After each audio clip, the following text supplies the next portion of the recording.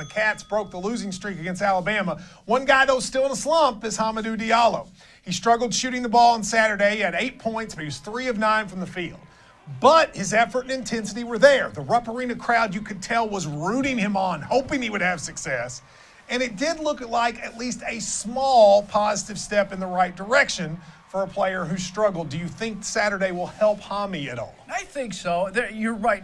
I loved that the crowd was boosting him as he was going after rebound after rebound on that one series. Yes, that was a great series. Where he fought to get the putback. And, I think Coach handles this pretty well because, you got to nurse him along a little bit. But when it comes to critical time, until he gets his head straight, you can't leave him in there. I don't think Kentucky can be great in March if he's not playing at least decent.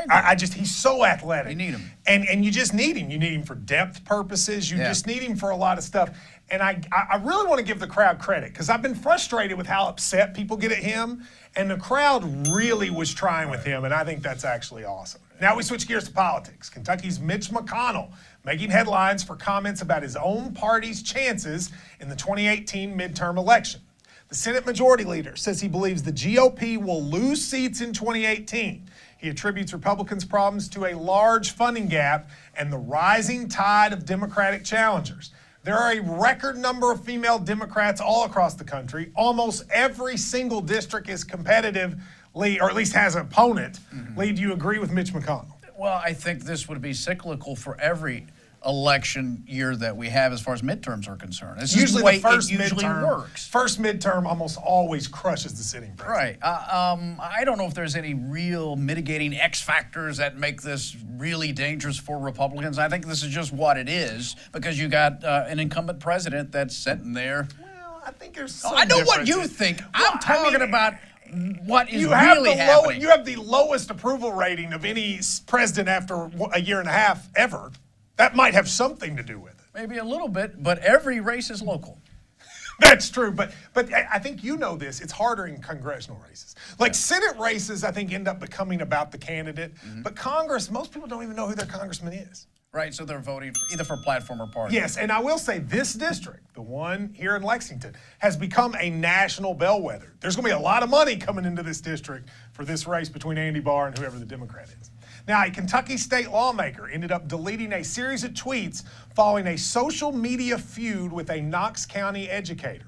Republican Jim Duplessis, I believe that's right, of Elizabethtown was criticized for ending the conversation with a social studies teacher with a tweet that read in part, quote, "It's up to you and your community, not Frankfurt, to create jobs or move to where they are. However, to keep children impoverished because you won't move or create opportunity is not acceptable."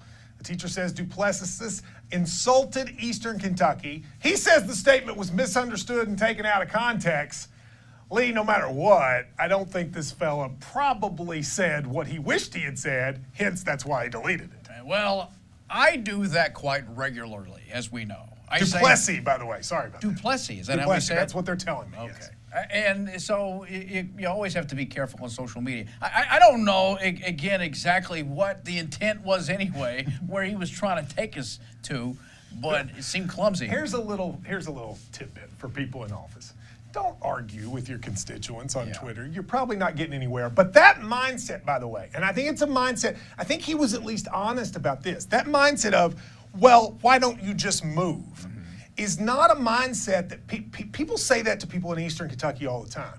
And they don't understand, Lee, the connection people have to their home. I mean, you can't just say to people, move, especially if you're in government, right? No, yeah, as you mentioned, so legacy, heritage, roots, family, everything that makes you who you are. Exactly. So don't be you. That's exactly what they're trying to say. The people in the mountains, I think, feel that almost as much as anywhere. It was an extremely rude maneuver, and he owes her an apology.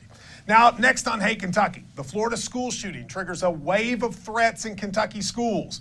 We'll talk about that and a lot more. What do these schools do with fake potential bombing threats? We'll talk about it next.